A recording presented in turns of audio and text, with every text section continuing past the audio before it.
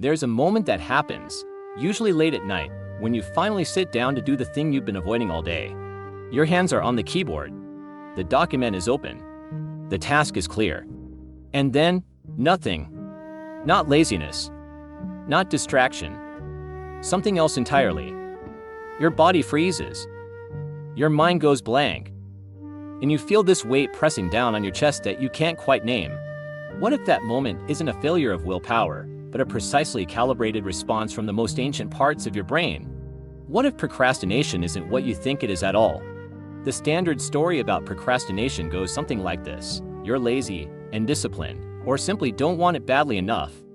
But that explanation falls apart the moment you look closer. Because the same person who can't start a work project can somehow binge watch an entire series without moving. The same brain that freezes on an important email can scroll social media for 3 hours straight. This isn't about energy. It's about something far more specific. Procrastination is not a time management problem. It's an emotion regulation problem. And the emotion it's regulating is one most people never consciously identify. Let's start with what actually happens in your brain the moment you think about doing a task you've been avoiding. Your prefrontal cortex, the rational planning part of your brain, says this needs to be done. Let's do it. But deep in your limbic system, an alarm goes off. Not because the task is difficult. Not because you lack the skills.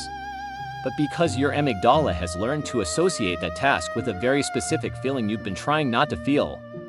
This is where it gets uncomfortable. The emotion isn't fear of failure, though that's what most people assume. It's actually something more fundamental, the fear of encountering evidence that confirms your deepest insecurity about yourself. When you avoid starting that project, you're not avoiding the work. You're avoiding the moment when you might discover you're not who you thought you were. Psychologists call this self-worth protection. Your brain would rather you fail by not trying than succeed and still feel inadequate.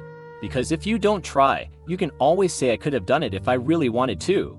But if you try your absolute best and still fall short, that's existentially threatening. So your nervous system does what it's designed to do. It protects you. It freezes you. It keeps you safe from that feeling. Procrastination is your brain choosing a guaranteed small discomfort now over a potential massive emotional wound later. And here's the thing that makes this so insidious. It works.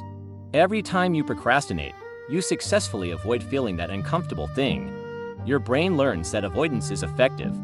The relief you feel when you close the laptop and watch TV instead. That's operant conditioning. You've just taught your nervous system that avoidance reduces threat. And your nervous system is a very, very good student. This is why traditional productivity advice fails so spectacularly for chronic procrastinators.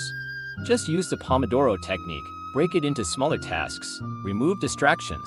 These strategies assume the problem is external, that you just need better systems. But if the real problem is that your amygdala has decided this task is emotionally dangerous, no amount of time blocking will override that response. You're not failing at productivity, you're succeeding at emotional protection. There's a study that perfectly illustrates this. Researchers asked 2 groups to complete a task. One group was told they'd receive feedback on their intelligence. The other was told they'd receive feedback on their effort. The intelligence group procrastinated significantly more. Not because they were lazier, but because the stakes felt existential. If your identity is on the line, your brain will do anything to avoid the verdict. This is why perfectionism and procrastination are so often linked. They're not opposites, they're partners. Perfectionism says it has to be flawless. Procrastination says then we'd better not start until we're sure we can deliver that. Together, they create a prison where nothing ever begins because nothing can ever be good enough. And you sit in that prison, calling yourself lazy, when actually you're just terrified. Now let's go deeper into what that specific fear actually is, because this is where most people misunderstand themselves. You might think you're afraid of failing, but if you look honestly at the pattern, something else emerges. Often, you procrastinate most on things you're actually good at. Things that matter. Things that could actually work. If it was just fear of failure, you'd avoid things you're bad at. But that's not the pattern, is it? You avoid the dissertation you're qualified to write, the business you have the skills to start, the conversation you know how to have. This is because the real fear isn't failure. It's success followed by the realization that success doesn't fix you. Let me explain what I mean. Many people carry an unconscious belief that goes something like this: once I achieve X, I'll finally feel worthy. Finally feel enough. Finally feel okay. But deep down, there's a terrifying suspicion. What if you achieve X and still feel exactly the same? What if you get the promotion, lose the weight, finish the degree, and the emptiness is still there? That realization would be devastating. Because then you'd have to confront the truth. External achievement was never going to save you. So your brain, trying to protect you from that existential reckoning, simply stops you from finding out. Better to preserve the fantasy that success would fix everything than to discover it won't. This is why successful people often procrastinate even more after achieving something significant. The achievement didn't transform them, and now they know. There's another layer to this that's equally important: procrastination as a way of maintaining control. When everything in life feels uncertain and overwhelming, procrastination offers a strange kind of power. You may not control the economy, your relationships, or whether people like you, but you can control whether you start that task. Even if that control is destructive, it's still yours. It has agency in a life that often feels like it is happening to you rather than being directed by you. This is why people sometimes procrastinate more during periods of high stress. It's not despite the stress, it's because of it. When outer chaos increases, inner control becomes more precious, even if it's the control to choose your own form of suffering. Now here's what makes all of this especially painful. You're aware of the irony. You know that avoiding the task creates more stress than just doing it would. You've done the math. It's obvious. But that rational knowledge doesn't change the emotional equation happening beneath conscious awareness. Your amygdala doesn't care about logic. It cares about survival.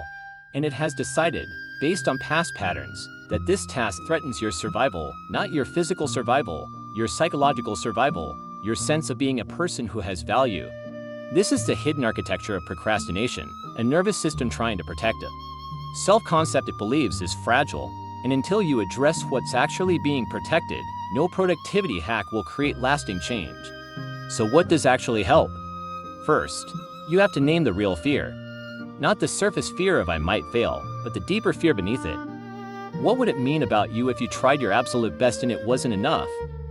What would you have to feel if you achieved the goal and still felt empty? What part of your identity would be threatened if you actually followed through? These questions are uncomfortable because they point to the real source of the paralysis. Most people have never asked themselves these questions directly. They stay at the surface level, wondering why they can't just get motivated. But motivation is irrelevant when your nervous system has decided the task is existentially dangerous. The second thing that helps: compassion for the part of you that's procrastinating. That part isn't lazy or self-sabotaging. It's trying to protect you from pain it believes you can't handle. It's like a frightened child pulling you away from perceived danger. Getting angry at that part only makes it hold on tighter.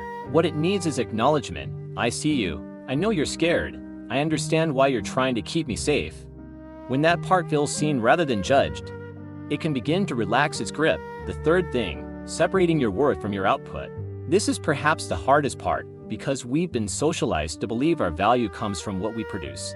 But as long as your sense of being an okay human being depends on achievement, your brain will treat every task like a referendum on your existence, and it will keep freezing you to protect you from the verdict.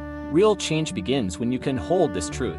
You are not your productivity. You are not your achievements. You are not even your potential. You are a conscious being having a human experience.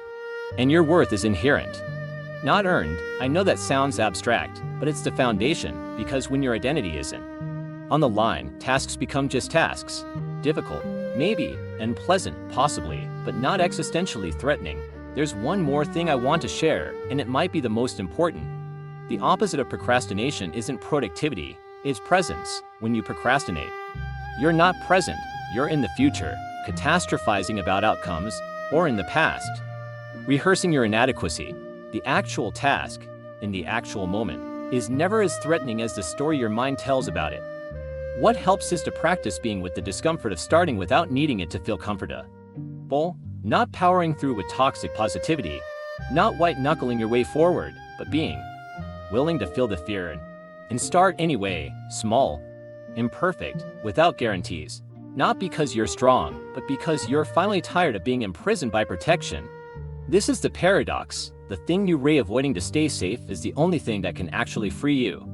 The feeling you don't want to feel is the feeling that once felt, loses its power over you.